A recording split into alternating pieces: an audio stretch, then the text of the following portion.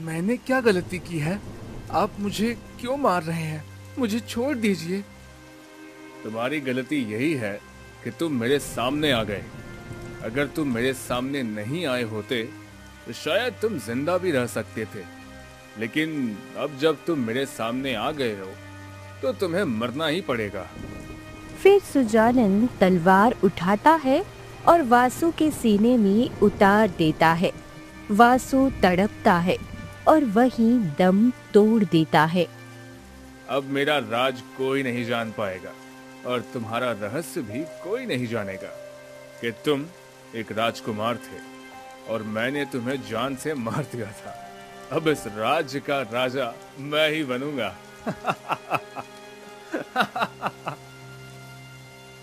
हंसते हुए सुजानंद वासु का शव उठाता है और उसे तालाब में फेंक देता है। वासु मर जाता है। शायद समय भी उसकी मौत पे रो रहा था। तालाब का पानी वासु के शरीर को बहाते हुए घने जंगलों की ओर ले जाता है। उसी समय पेड़ पर बैठा एक सुनहरा तोता ये सब देख लेता है। नहीं, ऐसा नहीं हो सकता। इसने मेरी जान बचाई थी। मैं इसे ऐसे मरने नहीं दे सकता। मुझे इसे तालाब से बाहर निकालना ही होगा। सुनहरा तोता तालाब में उतरकर वासु के शरीर को बाहर खींच लाता है। अब मुझे कुछ औषधि लाना होगा जिससे वासु बच सकता है। भले ही इसके प्राण निकल गए हों, लेकिन मेरे पास इतनी शक्ति है कि मैं इसका जीवन वापस ला सकता हूँ। सुनहरा तोता उड़कर एक गुफा में पहुंच जाता है और वहां से चमचमाती हुई औषधि तोड़ने लगता है। तभी एक रहस्यमयी आवाज आती है। तुम ये औषधि नहीं ले सकते। तुम्हें इसकी कीमत चुकानी पड़ेगी। नहीं, मुझे यह औषधि चाहिए। अगर मैं इसे नहीं ले गया तो वो मर जाएगा और मैं उसे मरता हुआ नहीं देख सकता। उसने मेरी जान बचाई थी और उसके लिए मैं कुछ भी कर सकता हूँ। ठीक है, ये ले जाओ, लेकिन इसकी कीमत तुम्हें वक्त आने पर चुकानी होगी। फिर सुनहरा तोता औषधि लेकर गुफा से बाहर निकलता है और वासु के पास पहुंचकर उसके मुंह में वो औषधि डाल देता है। अचानक तेज रोशनी फैलती है। वासु के शरीर में हलचल होती है और वो उठकर बैठ जाता है। मैं कहाँ हूँ? मैं तो मर गया था। फिर मैं जिंदा कैसे हूँ? तभी उसकी नजर सुनहरे तोते पर पड़ती है। तुम यहाँ कैसे हो? तुमने मेरी जान बचाई थी तो मैं तुम्हें मरने कैसे देता। अरे बहुत दिन हो गया, अभी तक मैंने कोई ढंग का पक्षी शिकार नहीं किया है। मुझे कोई अच्छा सा पक्षी का शिकार करके महाराज को उपहार देना होगा, तभी मुझे ढेर सारा धन मिलेगा। शिकारी घने जंगलों में जा रहा था। तभी उसकी नजर सामने पेड़ पर बैठे सुनहरे तोते पर जाती है। अरे, इतना सुंदर तोता तो मैंने अपने जीवन में कभी नहीं देखा। चलो, इसे पकड़कर महाराज को उपहार के तौर पर दूंगा। फिर महाराज मुझे ढेर सारा धन भी देगा। हाँ, यही ठीक रहेगा। शिकारी जाल बिछाता है और कुछ ही देर में सुनहरा तोता उसके जाल में फंस जाता है। तुम मुझे छोड़ दो, मुझे जाने दो। तुम ये क्या कर रहे हो? अरे, ये तो बोलने वाला तोता है। अब तो मैं सच में धनी हो जाऊंगा। अब तुम्हें कोई मेरे चंगुल से बचा नहीं सकता। अब तुम चलो मेरे साथ। शिकारी सुनहरे तोते को अपने साथ ले जाने लगता है। नहीं, तुम ऐसा नहीं कर सकते। छोड़ दो मुझे। मेरे परिवार के पास जाना है मुझे, तुम्हारे साथ नहीं जाना। तोता जोर जोर से चिल्लाने लगता है। तभी थोड़ी दूर पर वासु अपनी गाय के साथ बैठा होता है। अरे भला ये शिकारी फिर आज एक तोते को पकड़ कर ले जा रहा है। यह कभी नहीं सुधरेगा। माँ, मैं अभी आ रहा हूँ, तुम तब तक घास खाओ, मुझे इसका अक्ल ठिकाना लगाना होगा। फिर वासु शिकारी के पास जाकर उसके सामने खड़ा हो जाता है। तुम कौन हो और यहाँ क्या कर रहे हो? चलो जाओ यहाँ से। देखो, मैंने तुम्हें पहले भी कहा है, इस तरह किसी पक्षी को मत पकड़ा करो। छोड़ दो इसे। देखो, इसकी आंखों से आंसू निकल रहे हैं। तुम यहाँ से चले जाओ चुपचाप, अपनी गाय संभालो। अगर मैं शिकार नहीं करूंगा तो खाऊंगा क्या? अपने परिवार को क्या खिलाऊंगा मैं? पेट पालना अच्छी बात है, लेकिन इस तरह किसी की जान खतरे में मत डालो। इसे छोड़ दो। नहीं, मैं इसे नहीं छोड़ने वाला हूँ। ये बहुत ही अद्भुत और सुनहरा तोता है। अगर मैं इसे राजमहल ले जाऊंगा तो मुझे ढेर सारा धन मिलेगा, इसलिए मेरे रास्ते से हट जा। नहीं, तुम इसे नहीं ले जा सकते। तुम इसे यहीं छोड़ दो। फिर वासु पिंजरे को पकड़ लेता है। तभी शिकारी वासु को धक्का देता है और पिंजरा लेकर वहां से चला जाता है। नहीं, कुछ भी हो जाए, मुझे इस तोते को आजाद करना ही होगा। पता नहीं क्यों इसे इस हालत में देखकर मुझे बहुत तकलीफ हो रही है।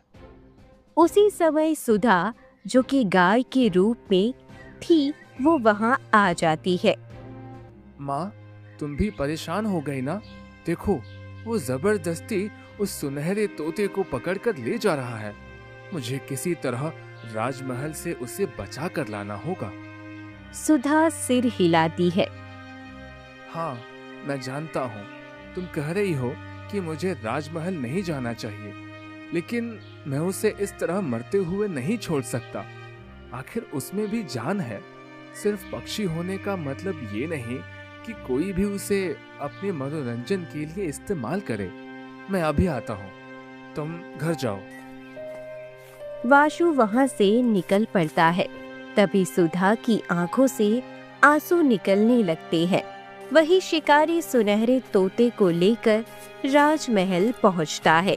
तभी रास्ते में सुजानंद उसे रोक लेता है। अरे, तुम आज ये सुनहरा तोता पकड़ कर लाए हो?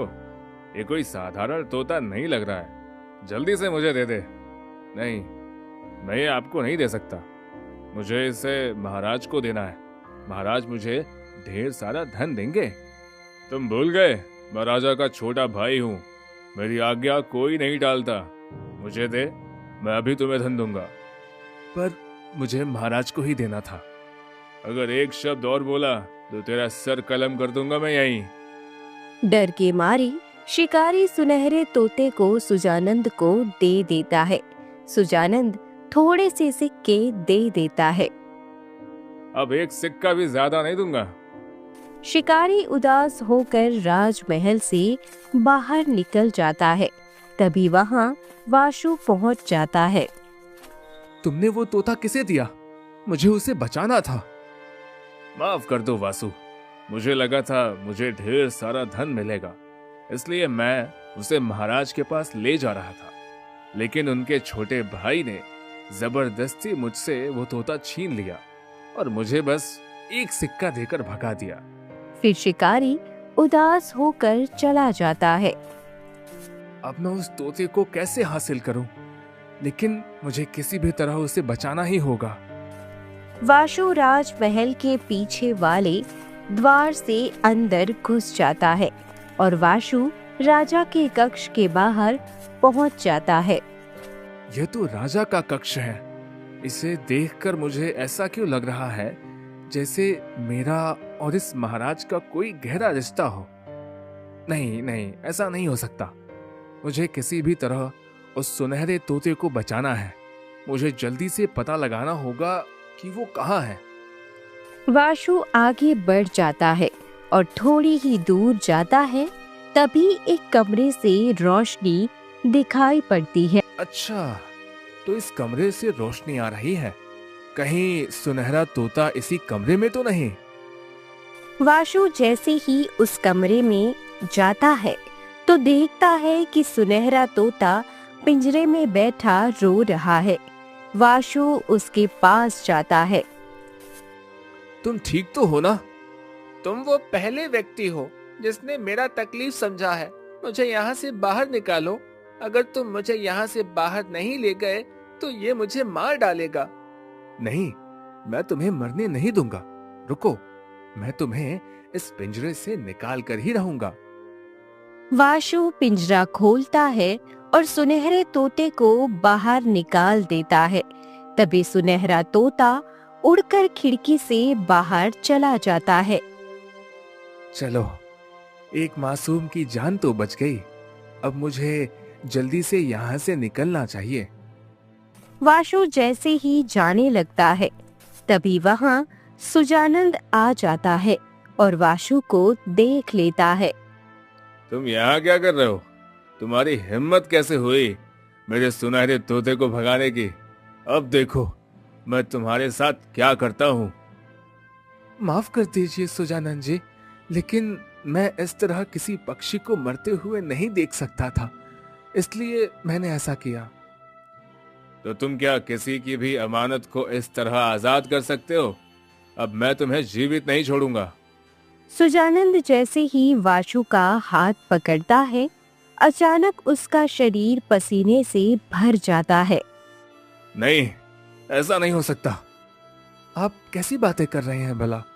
मैंने ऐसा क्या कर दिया कि आपको इतना पसीना आ रहा है? मैंने तो तुम्हें मरने के लिए छोड़ दिया था, फिर तुम जिंदा कैसे रह गए? ये क्या हो रहा है? मुझे अपनी शक्तियों से इसका पता लगाना होगा।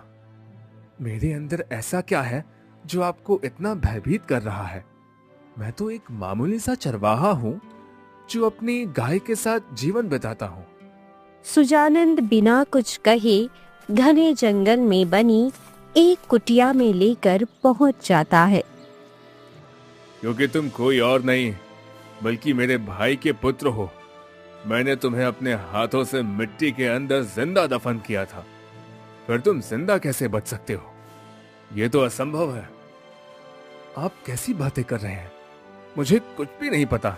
मैं महाराज का पुत्र कैसे हो सकता हूँ? ये बात करीब उस वक्त की है जब तुम पैदा होने वाले थे। मैं बहुत खुश हूँ। 2 दिन बाद मेरा पुत्र इस दुनिया में आने वाला है। हाँ भैया, मैं भी अपने भतीजे का बहुत बेसब्री से इंतजार कर रहा हूँ कि कब वो इस दुनिया में आएगा। क्यों नहीं, आखिर वो इस तख्त का नया उत्तराधिकारी होगा। उसकी बेसब्री से इंतजार तो पूरे राज्य को है। ये सुनते ही सुजानंद की आंखें गुस्से से आग बबूला हो जाती है और वो बिना कुछ कहे राजमहल से घने जंगलों की ओर निकल पड़ता है। नहीं, मैं ऐसा कभी नहीं होने दूंगा। मैं इतने बरसों से सोच रहा था कि अगर भैया तख्त छोड़ेंगे तो इस राज्य का नया राजा मैं बनूंगा। पर यह क्या, भैया ने तो पहले ही तय कर लिया है कि इस राज्य का नया राजा कौन बनेगा। नहीं, मैं ऐसा कभी नहीं होने दूंगा। मुझे किसी भी कीमत पर वो तख्त चाहिए। सुजानंद परेशान होकर आगे बढ़ता है। तभी उसे एक तांत्रिक मिलता है। अब बस मेरे पास एक ही रास्ता है। सुजानंद तांत्रिक के पास जाता है। अरे तुम कौन हो और इतने परेशान क्यों दिख रहे हो? मुझे इस राज्य का राजा बनना है, लेकिन मैं अपने भाई के जीते जी ऐसा कभी नहीं कर सकता। और ऊपर से मेरे भतीजे को राजा बनाने की तैयारी कर रहे हैं वो। मैं तुम्हें इस राज्य का राजा बनाने में मदद कर सकता हूँ, लेकिन इसके लिए मुझे अपने गांव का एक हिस्सा देना होगा तुम्हें, ताकि मैं वहां रहकर अपनी तंत्र विद्या अपने हिसाब से कर सकूं। ठीक है, अगर मैं इस राज्य का राजा बन गया तो मैं तुम्हें वो हिस्सा जरूर दे दूंगा। तुम्हें इसके लिए पूरे 18 वर्ष इंतजार करना पड़ेगा। उसके बाद तुम इस राज्य के राजा बन सकते हो। मैं तुम्हें अपनी कुछ तंत्र विद्या सिखा दूंगा। ठीक है, बताइए मुझे क्या करना होगा? तुम्हारे भाई का बच्चा कुछ समय बाद ही होने वाला है और राजा को एक मंत्र बोलना होगा। जिससे वो अपने बच्चे को भूल जाएं और रानी को भी ऐसा रूप दे देना जिससे वो राज्य से दूर चली जाए, और फिर तुम्हें राजा बनने से कोई नहीं रोक पाएगा। ठीक है, मैं ऐसा ही करूंगा। लेकिन राजा बनने के लिए 18 वर्ष क्यों इंतजार करना है? मैं तो अभी भाई को मारकर राजा बन सकता हूँ। अगर तुमने भाई को मारा तो सभी तुम पर उंगली उठाएंगे कि तुमने राजद्रोह किया है, और मेरी शक्ति अभी परिपूर्ण नहीं है। 18 वर्षों में मैं और शक्तियां प्राप्त करूंगा, इसलिए 18 वर्ष से पहले ये काम तुम नहीं कर सकते। बाकी सबको रास्ते से हटाकर अपने भाई को 18 वर्ष तो राजा रखना ही होगा। ठीक है, तो अब निकलता हूँ मैं, और जो करना है आप करो। तांत्रिक सुजानंद के कान में मंत्र बोलता है और उसके बाद सुजानंद राजमहल लौटता है और रानी के कमरे में जाता है। ये राजकुमार अब इस दुनिया में नहीं रहेगा। ये तुम क्या कर रहे हो सुजानंद? मेरे पुत्र को छोड़ दो मेरे पुत्र को। भाभी, आप भी नहीं रहोगी, क्योंकि इसने मेरा अधिकार छीनने की कोशिश की, और मैं ऐसा कभी नहीं होने दूंगा। तुम ये कैसी बातें कर रहे हो? तुम्हारे भैया को पता चला तो वो तुम्हें जिंदा नहीं छोड़ेंगे। चिंता मत कीजिए, उसका भी मैं इंतजाम कर लिया है मैंने। आप इस रूप में रहोगी तभी जाकर भैया को कुछ बता पाओगी ना। अब देखो मैं क्या करता हूँ। सुजानंद मंत्र पढ़ता है और रानी सुधा देखते ही देखते गाय के रूप में बदल जाती है। ये तुमने क्या किया तुमने? मुझे गाय के रूप में क्यों बदल दिया? मुझे ठीक करो, तुम ऐसा नहीं कर सकते, मुझे ठीक करो। आप कितना भी रो लो, चिल्ला लो भाभी, आपकी आवाज कोई नहीं सुनने वाला। और अगर भैया को कुछ बताने की कोशिश भी की तो मैं उनकी आंखों पर ऐसी पट्टी बांध दूंगा कि वो मेरे इशारों पर नाचेंगे। अब आप कुछ नहीं कर सकती, यहाँ से चली जाओ। सुजानंद जबरदस्ती सुधा को महल से बाहर निकाल देता है। सुधा वहीं बैठकर फूट फूट कर रोने लगती है। हे ईश्वर, मुझे मेरा बच्चा चाहिए और मुझे मेरा इंसानी रूप वापस दे दो। तुमने ये ठीक नहीं किया सुजानंद, ठीक नहीं किया। सुधा फूट फूट कर रोती रहती है। वही सुजानंद, चलो भाभी को तो मैंने सही ठिकाने लगा दिया, ताकि मैं इस राज्य का नया राजा बन सकूं।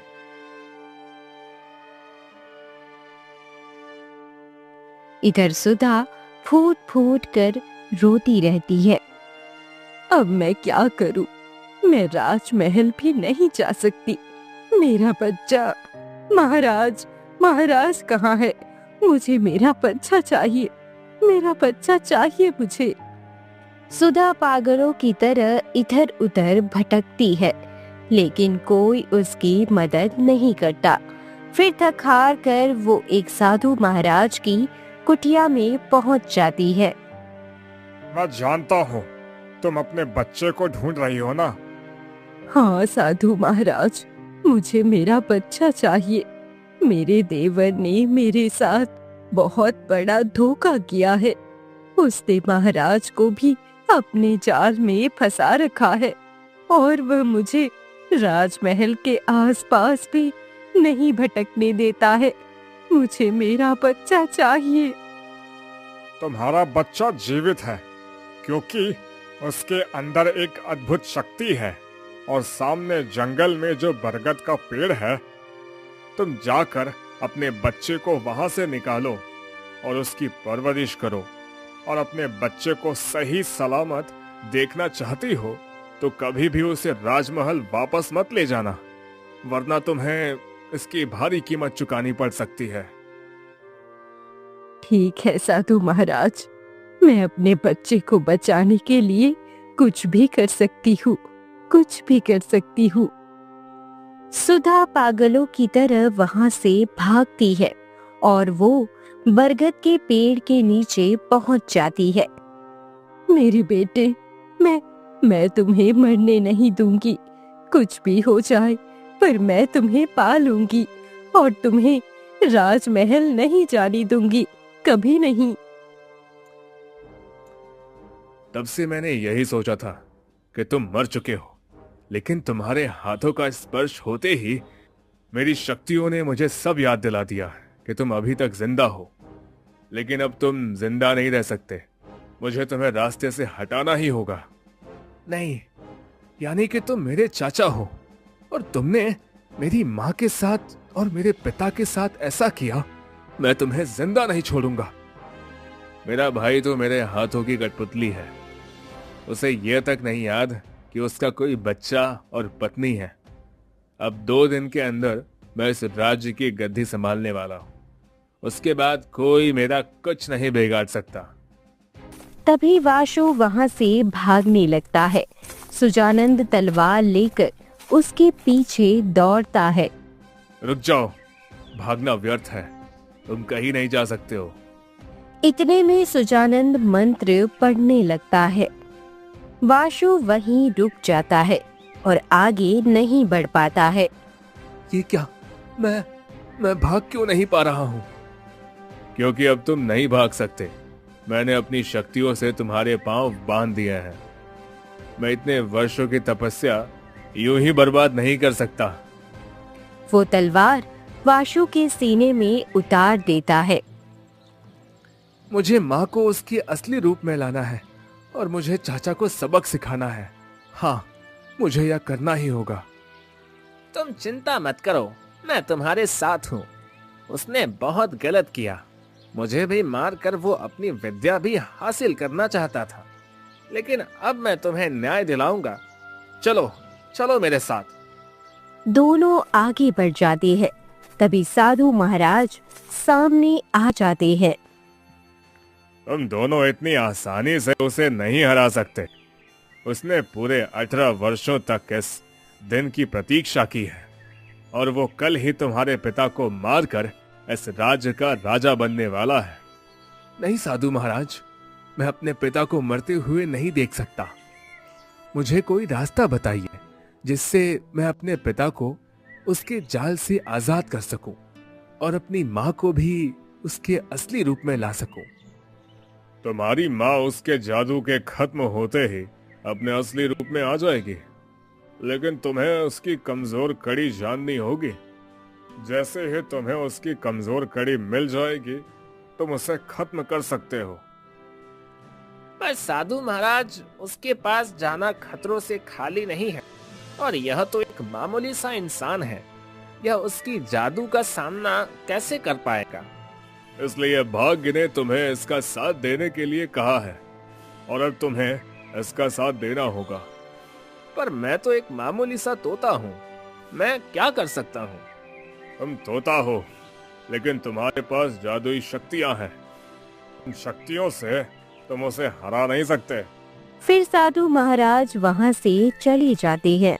वासु, तुम आज रात जाकर उसकी कमजोरी पता करो और कल मैं दरबार में आकर महाराज को सारी सच्चाई बताऊंगा। ठीक है। सुनहरा तोता वहाँ से चला जाता है और वाशु आगे बढ़ जाता है। तभी सुधा सामने आ जाती है और उसे रोकती है। मैं जान गया हूँ, तुम कोई और नहीं, मेरी माँ हो। माँ, मुझे माफ कर दो। इतने दिनों तक तुम मेरी देखभाल करती रही, लेकिन मैं तुम्हारी पीड़ा नहीं समझ पाया। आज मुझे सब पता चल गया कि चाचा ने तुम्हारे साथ क्या क्या किया है। मैं उनसे बदला लेकर रहूंगा और तुम्हें भी ठीक करूंगा। मेरे बेटे, वो बहुत खतरनाक है, तुम्हें नुकसान हो सकता है। मैं 18 वर्षों से तुम्हें उसकी नजरों से दूर रखी हूँ। अगर उसकी नजर तुम पर पड़ी तो वो तुम्हें मार डालेगा।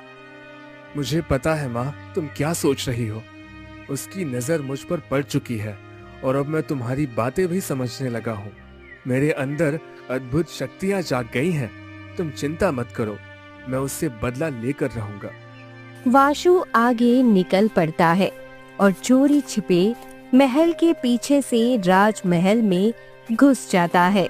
अब मुझे किसी भी तरह चाचा के कमरे में जाकर देखना होगा कि आखिर वो क्या कर रहे हैं। फिर वासु झांक कर देखता है। सुजानंद एक सोने का कड़ा लेकर उस पर मंत्र पढ़ रहा था। अब यह कड़ा किसी भी तरह से मुझे अपने भाई के हाथ में पहनाना होगा। इससे उसकी सारी याददाश्त चली जाएगी और वो भिखारी बनकर आत्महत्या कर लेगा। इतने वर्षों की तपस्या के बाद मेरा सपना पूरा होगा और अगर ये कड़ा नहीं पहनाया तो मेरे झूठ का खेल टूट जाएगा और उसे याद आ जाएगा कि उसकी पत्नी जिंदा है, जिन्हें मैंने 18 वर्षों से लापता करके रखा है। सुजानंद जोर जोर से हंसने लगता है। इस कड़े में ही मेरे चाचा का जादू छिपा है। मुझे इसे किसी भी तरह पिताजी के हाथ से हटाना ही होगा। अगली सुबह दरबार लगता है। राजा बेचैनी में बैठा होता है। आज मुझे इतनी बेचैनी क्यों हो रही है? उसी समय सुनहरा तोता उड़ता हुआ आता है, बैठ जाता है। ये सुनहरा तोता यहाँ क्यों आया है? जाओ यहाँ से। राजा, तुम्हारी आंखों पर पट्टी बंधी हुई है। तुम्हारी पत्नी और तुम्हारा बेटा बहुत ही मुसीबत में है और वो धोखेबाज कोई और नहीं बल्कि तुम्हारा भाई सुजानंद है। ये क्या कह रहे हो? मेरी कोई पत्नी और कोई बेटा नहीं है। चलो जाओ यहाँ से। तभी सुजानंद वहाँ आ जाता है और सुनहरे तोते को देखकर घबरा जाता है। ये तो वही सुनहरा तोता है जो मेरी सच्चाई जानता था। कहीं ये मेरे भाई का जादू ना तोड़ दे। मुझे जल्दी से कड़ा पहनाना होगा। सुजानंद आगे बढ़ता है और राजा के हाथ में कड़ा पहना देता है। भैया, अब मैं इस राज्य का राजा हूँ। तभी पीछे से वासु आ जाता है। रुक जाओ, तुम इस राज्य का राजा मेरे होते हुए कभी नहीं बन सकते हो। ये क्या? मैंने तो इसे मार दिया था। यह जिंदा कैसे हो गया? यह सब क्या हो रहा है? मेरी शक्तियां इतनी कमजोर क्यों हो रही हैं? उसी क्षण वासु तेजी से आगे बढ़ता है और राजा के हाथ से वो कड़ा निकालकर दूर फेंक देता है और सुनहरा तोता उड़कर राजा के सिर पर बैठता है और चोंच मारने लगता है और उसी पर राजा की आंखों के सामने तेज रोशनी फैल जाती है। राजा को होश आ जाता है। ये मैं कहाँ हूँ? मेरी पत्नी, मेरा बच्चा कहाँ है? यह सब क्या हो रहा है? ये सब आपके भाई सुजानंद की वजह से हुआ है। सुनहरा तोता और वासु राजा को पूरी सच्चाई बताते हैं। सच्चाई सुनते ही राजा की आंखों से आंसू बहने लगते हैं। मैंने कभी नहीं सोचा था सुजानंद, तुम मेरे पीठ पीछे इतना घिनौना खेल खेलेगा। 18 वर्षों तक तुमने मेरी पत्नी और मेरे बच्चे को मुझसे दूर रखा और मुझे एक अंधा राजा बनाकर रखा। तुमने ऐसा क्यों किया? मैं इस राज्य का राजा बनना चाहता था। आपके जीते जी मैं कभी राजा नहीं बन सकता था। अगर मैं आपको मार देता तो लोग मुझे कातिल कहते। इसलिए मैंने इतना बड़ा खेल खेला और अब मुझे कोई नहीं हरा सकता क्योंकि मेरे पास तंत्र विद्या की शक्ति है। अब वो शक्ति किसी काम की नहीं है क्योंकि मैंने पहले ही उसका तोड़ ढूंढ लिया है। हम पूरी तैयारी के साथ आए हैं। सुनहरा तोता मंत्र पढ़ना शुरू करता है। तभी तेज रोशनी फैलती है और सुजानंद एक बैल में बदल जाता है। तुमने बिल्कुल सही सजा दी है। इसने मेरी माँ को गाय बना दिया था। अब यह इसी रूप में अपना बाकी जीवन जिएगा। नहीं, ऐसा मत करो। भगवान के लिए मुझे ठीक कर दो, मुझे छोड़ दो। उसी समय रानी सुधा इंसानी रूप में राजमहल में प्रवेश करती है। मेरी रानी, तुम कहाँ थी? मैं कैसा पति हूँ जो मैं तुम्हें ढूंढ भी नहीं पाया। मुझे माफ कर दो। सैनिकों, इसे हमारे राज्य से दूर किसी घने जंगल में छोड़ दो और फिर ये कभी इस राज्य में दिखाई न दे। सुजानंद, अगर तुम दोबारा दिखे तो तुम्हारा जीवन भी छीन लिया जाएगा। सैनिक बैल बने सुजानंद को राज्य से बाहर ले जाती हैं। आज मैं बहुत खुश हूँ। मेरी माँ और मेरे पिताजी अपने असली रूप में और असली स्थान पर लौट आए। ये सब तुम्हारी वजह से हुआ है। मैं तुम्हारा एहसानमंद रहूंगा वासु। तुमने बिना स्वार्थ अपनी जान खतरे में डालकर मेरी जान बचाई थी, इसलिए मैंने अपना एहसान चुकाया। अब मुझे जाना होगा। तुम कहाँ जा रहे हो? तुम मेरे पास रहो। नहीं, तुम्हारी जान बचाने की जड़ी बूटी और तुम्हारे चाचा को बैल बनाने वाले मंत्र की कीमत मुझे अपनी दुनिया में चुकानी होगी। मैंने अपनी शक्ति बहुत ज्यादा उपयोग कर ली है, इसलिए अब इस दुनिया में नहीं रह सकता हूँ मैं। लेकिन मैं समय समय पर तुमसे मिलने जरूर आऊंगा। मुझे तुम्हारी याद आएगी। चिंता मत करो, मैं आता रहूंगा। सुनहरा तोता उड़ जाता है। राजा फूट फूट कर रोते हैं। कितने वर्षों बाद मुझे मेरा राजकुमार मिल गया। आज से तुम इस राज्य के राजकुमार हो और हम सब एक अच्छे परिवार की तरह रहेंगे। उस दिन के बाद राजा रानी और राजकुमार वासु खुशी से अपना जीवन जीने लगते हैं।